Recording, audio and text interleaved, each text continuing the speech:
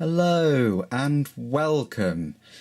Welcome to my channel, welcome to this knife review. This is my review of the CRKT Swindle. This is the cheaper version, the non-ribbed version, with the not so good steel as the other version. But nonetheless, this is the CRKT Swindle. I'll hit you off with some stats first of all. The overall length of this pocket knife open is 7.4 inches or 19 centimetres. The blade length is 3.3 inches or 8.4 centimetres. The cutting edge is 3.1 inches or 8 centimetres. And the weight is about 3.4 ounces or 97.4 grams. The handle scales on this model it's a smooth aluminium.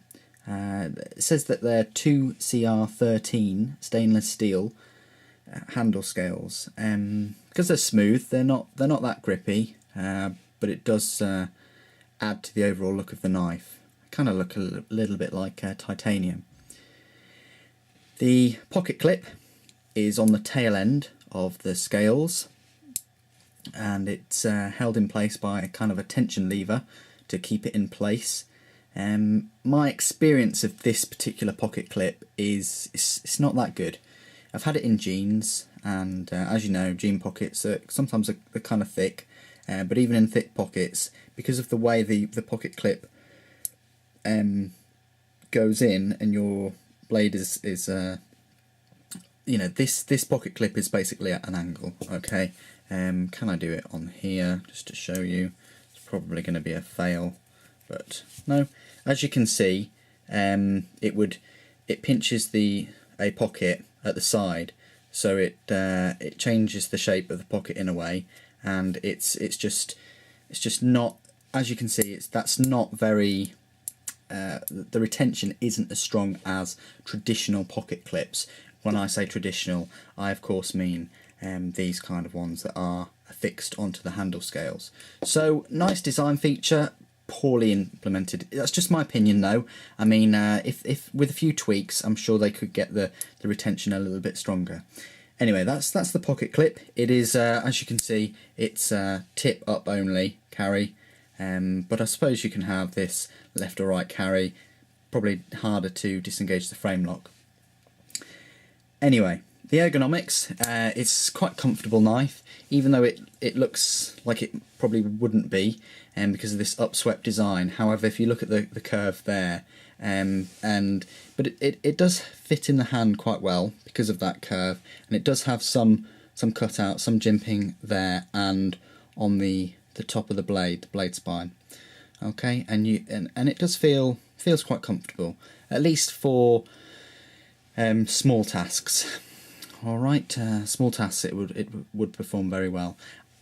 Could you use that area as a finger choil? Maybe. It depends how big your fingers are and how much risk you would take putting your digit that close to the business end. Anyway, that's the ergonomics. It is the deployment method. It is a flipper only. There's no thumb studs or anything.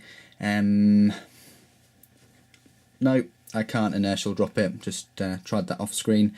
But this flipper is slightly different to other flipper knives in that with a normal flipper knife, this is a Kershaw Skyline, you generally push down, you push down against the flipper piece of metal, whatever you want to call it. Whereas this one, you actually push away from the blade. See what I mean? Rather than push down. I'm pushing down now. Just it won't work. You have to pull away. All right. So that's that. Now, as you can see, it's very fast deployment. That's just super fast. And you can also check for yourself. There's a little bit of lint and things in there, but there's no spring like you would get on a Kershaw Speed Safe assisted knife. That is and the reason for that is because this is a new model out this year, designed by KNIFE, and it has this little symbol, which basically shows that this knife uses the IKBS ball bearing pivot system. All right, it's basically around the pivots. Around the pivot there's little ball bearings, and they rub against other ball bearings, and it just means that the deployment of this knife is just super smooth. There's hardly any friction at all, and that's why you get the speed. And because they're ball bearings, there's no spring to eventually fail, or there's just not an extra piece of something to go wrong with a knife or break over use, because it's all ball bearings in there. Anyway, and I think it's actually as fast as Speed Safe, to be honest. I mean, literally, this is not assisted. This is just the technology in that pivot area. That's why it deploys so fast. I mean, CRKT say that it's the strongest, smoothest pivot system in the market. Bold claim, bold claim. But if you've had a ZT zero tolerance knife, or another knife with a ball bearing pivot screw or whatnot, then you probably understand what I'm talking about. Okay, the locking mechanism, it is a frame lock. As you can see there, it looks like it locks up just on time there. All right, and there's the cutout to allow you to for it to pop over. There's no overextension bar or anything like that, so you might have to keep a lookout at that. Blade centering, I haven't dared even touch the pivot at the moment, but it came very centered. If you've just noticed there, the blade spine is beveled. It's nice and smooth, and it's got a lovely tip. The blade steel doesn't actually say it on the. I think that's the product number there, the K240XXP. Canonian design.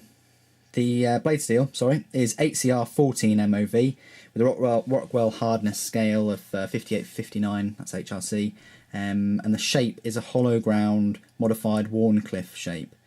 I think it's a classy knife. And you do get what you pay for. This knife is around £46 in the UK. I think it's about $50. Some of the negatives, I would say, the only really negative, really, well, the two negatives, the pocket clip is just a bit of a fail.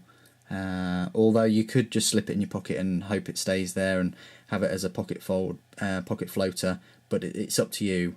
I'll leave that in your hands. The second thing is, obviously my eagle eyes, see the cutting edge there, the blade. It's very close to any kind of flesh, so it might not be that sharp when you get it, but it's just a good point to make, because of that cutout, it's very easy to sharpen, all the way. Deep, and you may be inclined to sharpen this, as well as the rest of the edge. And obviously, if you do that, you need to definitely be careful of this the edge inside the handle there. But they're just two little points I've picked up on.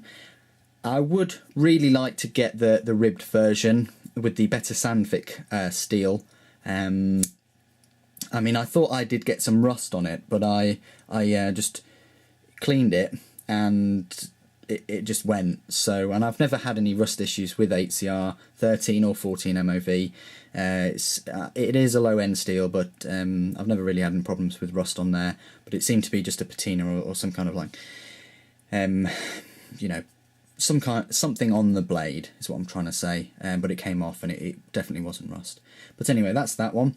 I'll definitely get the more expensive, better steel version, because I think this is a very good design. The ball, and it's a quite very cheap knife to have this IKBS ball bearing system, because that deployment method is just, it never gets old. It's really fun to play with, and the frame lock, as everybody will tell you, is very secure as well. It's not too heavy, 3 ounces, it's under 100 grams, so it's not too heavy. But yeah, Anyway, I'll just do some size comparisons because I know I'm chatting on a bit. So we'll do size comparison with the UK PK. That's this one, the grey one. So it's a lot longer than a UK PK, and obviously we'll do a comparison with the Spyderco Tenacious. I always do that. Little bit shorter than the Tenacious, but that gives you some kind of idea. Its biggest kind of rival, really, in a way, I don't have a normal one. I only have my limited edition one of my Kershaw Leek Damascus, and